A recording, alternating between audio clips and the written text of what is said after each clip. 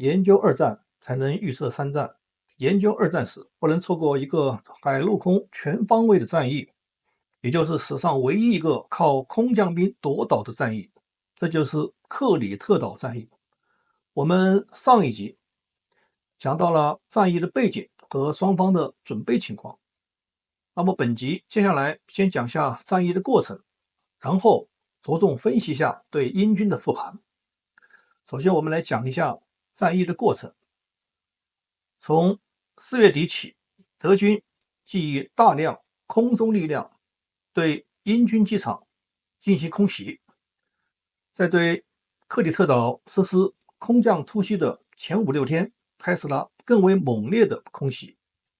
由于英军在岛上的军机已大部分撤出了，所以没有损失什么空军的力量。1941年5月20日凌晨2时，德军空降引导小组率先空降到克里特岛。4时起，德空军对岛上3处机场实施了空降前最后一次空袭。7时，麦恩德尔指挥的德军第一批空降部队4个营在克里特岛西部首先实施空降，其中2个营夺取马里姆机场，另2个营负责夺取塔维拉迪提斯河大桥。其中第一营空降在马里姆机场附近的河谷，随后迅速集结，开始向马里姆机场进攻。第3营在机场东侧的降落点是英军的预伏阵地，那么德伞兵在空中就遭遇到守军猛烈的对空扫射，大部分德军被击毙。第2、第4营着陆后，因部队着陆地点过于分散，一时无法组成建制单位投入战斗。战斗群指挥官麦恩德尔则在落地时负重伤，于是他决定放弃进攻机场，集中兵力进攻机场附近的107高地。那么第一回合下来，德军开局不利。英军的情况同样不容乐观啊！负责防守机场和107高地的是英军各2个连。德国的空袭摧毁了英军的通讯系统，弗赖伯格和前线的联络开始中断。防守机场和107高地的2支部队在战斗后也失去了联系，只能各自为战。首尾不顾的乱象开始出现了。在107高地，英军趁德军立足未稳，向进攻高地的德军发起反击。至午后，2个连的守军已经大部分阵亡，配合作战的2辆坦克也被击毁，残部推往高地顶部继续抵抗。当晚，德军攻占107高地，转而居高临下夺取马里姆机场。由于英军的通讯系统中断，弗赖伯格并不知道马里姆机场已经失守，所以英军没能及时组织部队反击，夺回该机场，因此埋下了大错。我们再来看看苏达湾战场，德军第7空降师第3团和第2团2个营开始降落，其中第3团第1、第2营降落地点只有少量的英军，而第3营则降落在英军的预伏地段，该营几乎被全歼。在雷西姆隆机场附近，第2团第1、第3营分别在机场东西2侧降落，德军的运输机遭到英军地面高射炮火的猛烈打击，7架运输机被击落，另有2架运输机在空中自行相撞坠毁。那么成功降落的伞兵因过于分散，在英军的反击下伤亡惨重。第2团团部和团直属2个连也降落在守军预伏阵地，伤亡同样惨重。负责指挥中路空降的第7空降师师长萨斯曼和他的参谋们在空降前，因为乘坐的滑翔机脱锁断裂，机上人员全部丧命。第三团团长海德里科不得不命令部队临时构筑防御工事，等待增援。第二团团长则在次日被英军俘虏。在东部的伊拉克林机场附近，由第一团和第二团一个营组成的战斗机群情况也不乐观。由于缺少运输机，该战斗群直到19时才全部着陆，先后投入战斗，但是没有形成合力。当天晚上，指挥官布劳尔决定集中兵力，首先夺取伊拉克林机场，但部队混乱，无法集中，进攻没有取得任何进展。至此，德军的空降行动并没有取得成功。四处战场只有马里姆机场稍好，其他战区都处于不利的态势。那么第二回合，英军占得上风。由于第7空降师有被守军全歼的危险，斯图登特决定立刻将第5山地师空运至马里姆机场，同时将尚未实施空降的600名伞兵空降至马里姆机场附近，押保马里姆，以巩固机场的防御。21日拂晓，德军实施第2轮空降，其中一部300名伞兵在降落时飘到了英军阵地，除少数逃回己方阵地外，其余悉数被歼。另一部300名伞兵与己方部队会合，加强了机场的防御。21日的16时，德军第5山地师乘坐运输机抵达马里姆机场，期间英军猛烈的炮火将德军的运输机击毁1/3。尽管如此，德军还是得到了有力的增援和大量的重武器。傍晚，第5山地师一个团完成集结，投入战斗，西部战局开始有利于德军。在中部和东部，德军依然没有转机。第2团团长斯里姆上校在战斗中被俘。当天傍晚，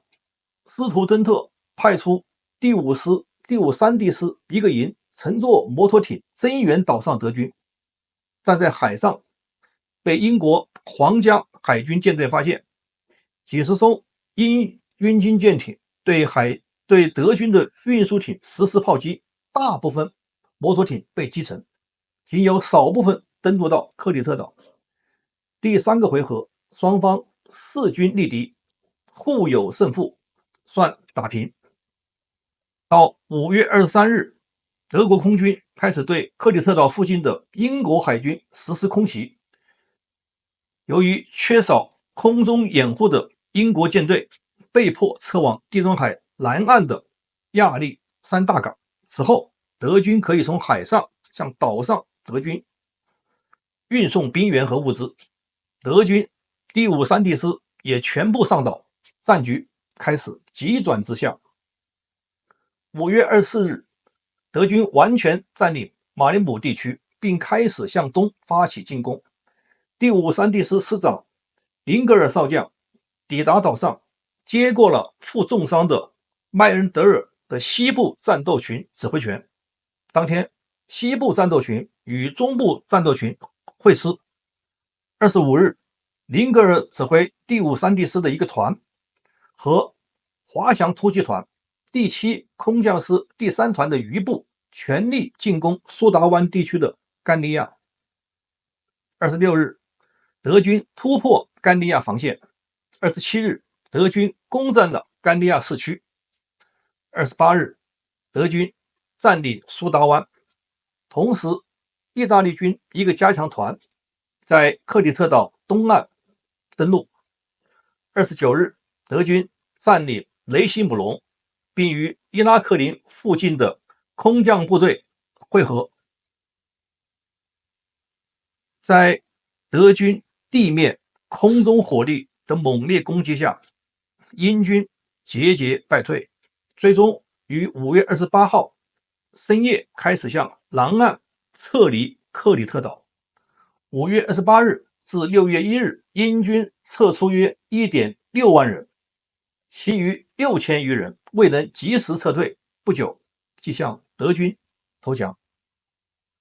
那么整个克里特岛战役，英军死伤被俘约 1.3 万余人，海军伤亡近2000人，合计 1.5 万人。海军的3艘巡洋舰、6艘驱逐舰和1艘航空母舰被击沉，多艘舰艇遭重创，使英海军在地中海的实力大大削弱。德军也付出了惨重代价，第7空降师伤亡3%，共计6500余人，170架运输机被击伤击毁，死伤过万。失踪主要是海上的利弊的失踪人员约5000人，合计约 1.5 万余人伤亡。至1941年6月2日，德军完全占领克里特岛。下面我们来复盘一下英军的问题。我们先说下德军，德军的复盘比较简单。这是一场虽赢犹输的战役，德军的优势在于空军强势，运输效率高，指挥灵活，但问题也很大。一个就是初期伤亡惨重，仅第1天空降部队伤亡过半，部分单位被全灭。第二个，后勤支援高度依赖机场，一旦没拿下机场，后续兵力完全无法补充。好在德军完全不顾飞行安全，飞机安全的着陆和成员的损失，死活迫降成功，毕竟170架运输机被毁，可见战场的残酷性。第三个，德军夺下克里特岛，控制了整个爱琴海通道，但他们也意识到，空降兵若无重装，无空中优势支援，伞兵就是空中的一个活靶子。希特勒在震怒之下，从此放弃空降战略，转向传统的闪电战。他也下令不再进行大规模的空降作战。指挥官斯图登特虽然完成任务，却也看着心爱的空降兵从此消失在战略计划中。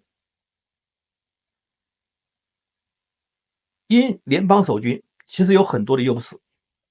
我们来看看英军。人数占优，地形熟悉，以逸待劳，有民兵支持，初期的阻击也算是成功的。如果马林堡机场不丢，坚持下去，全歼登岛的德军也是有可能的。我们来继续总结一下啊。第一个，他的复盘上面对于防范德军的空中打击不够，没有深挖洞类似日本在硫磺岛抵抗美军的所作所为，是吧？当然，也许克里特岛的地质条件没有硫磺岛好，但也不需要在短期内做成成型的地道网，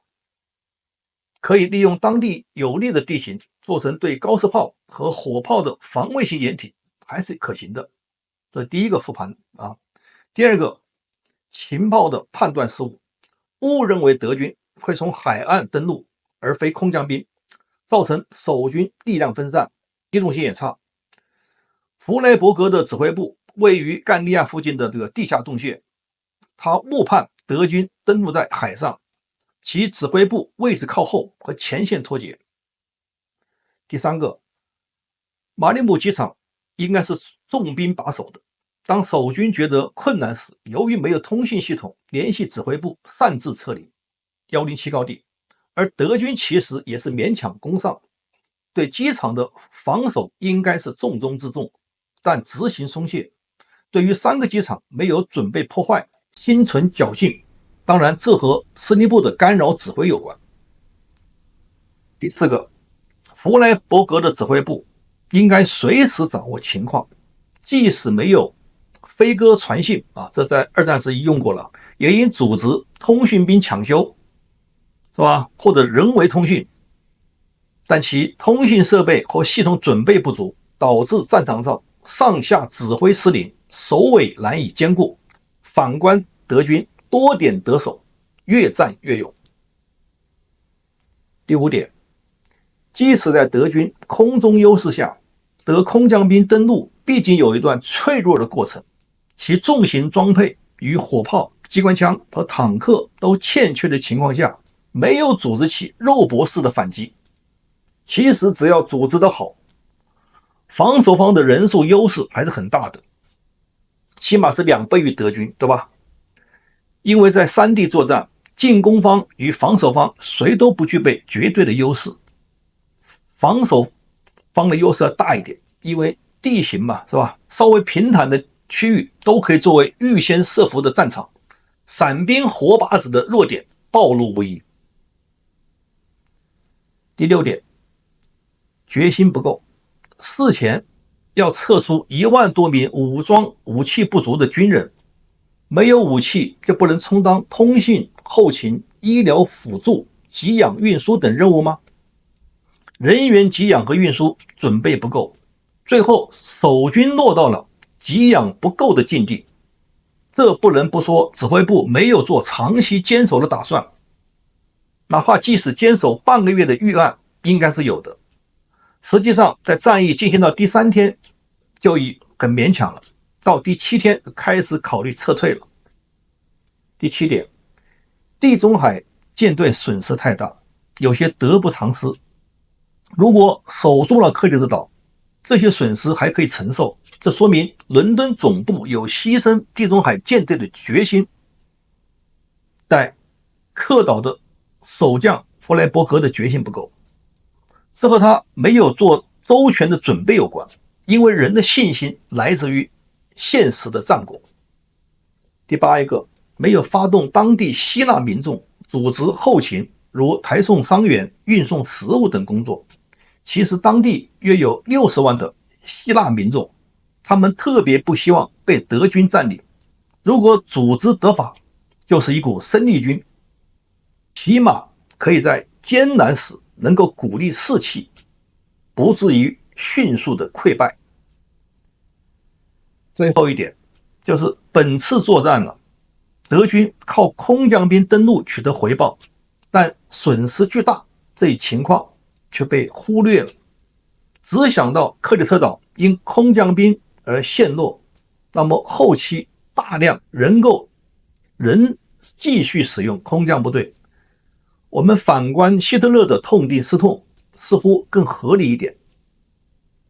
下面我们再谈一个问题，就是丘吉尔有没有用人不当呢？